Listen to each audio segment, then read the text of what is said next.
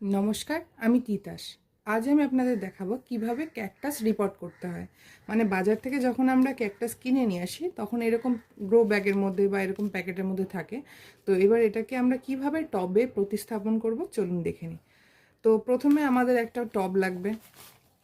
তো আপনার ক্যাকটাসটি যে সাইজের গ্রো ব্যাগে বা প্যাকেটে আছে তার থেকে 2 ইঞ্চি বড় সাইজের একটা পট নিয়ে নেবেন। অবশ্যই পটে ছিদ্র থাকতে হবে। এবার এর নিচে আমরা কিছু বালি ও বালির মধ্যে যে পাথরগুলো থাকে সেগুলো দিয়ে দেব।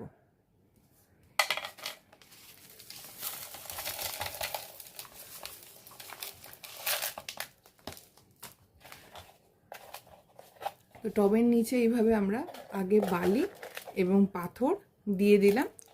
এর উপরে আমরা পটিং মিডিয়া দেব সামান্য, তারপরে আমরা ক্যাকটাসটি এর উপর প্রতিস্থাপন করব।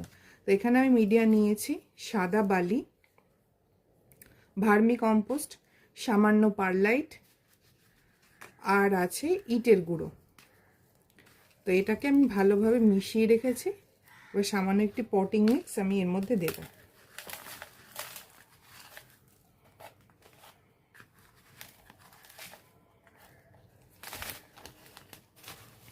এবার প্যাকেট থেকে আমাদেরকে ক্যাকটাসটি বের করতে হবে। আমি ভিডিওতে করার সুবিধার জন্য আগে থেকে প্যাকেটটিকে খুলে রেখেছিলাম। দেখে নিতে হবে যাতে কোনোভাবেই গাছটির শিকড় আহত না হয়। প্রথমে আমি টবের মধ্যে গাছটিকে বসিয়ে দেখে নেব। বসিয়ে নেওয়ার পরে সাইড থেকে আমরা পটিং মিক্স দিয়ে দেব।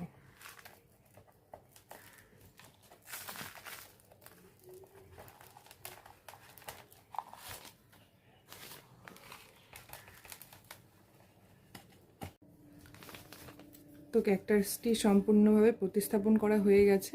এর চারিদিকে চাইলে আপনারা এরকম কিছু পাথর দিয়ে সাজিয়ে দিতে পারেন, চাইলে যেমন সিম্পল আছে সিম্পলও রাখতে পারেন। আর এর মিডিয়াতে জল স্প্রে করে দিতে হবে। যখনই দেখবেন মিডিয়া শুকিয়ে গেছে তখনই মিডিয়াতে জল দেবেন, তবে একটু সামান্য ময়েশ্চার রাখবেন, অতিরিক্ত জল দেবেন না। আর এই ক্যাকটাসটির নাম হলো ফেদার ক্যাকটাস। তো বন্ধুরা, আজকের ভিডিওটি কেমন লাগলো কমেন্ট করে জানাবেন। আর ভিডিওটি দেখার জন্য ধন্যবাদ।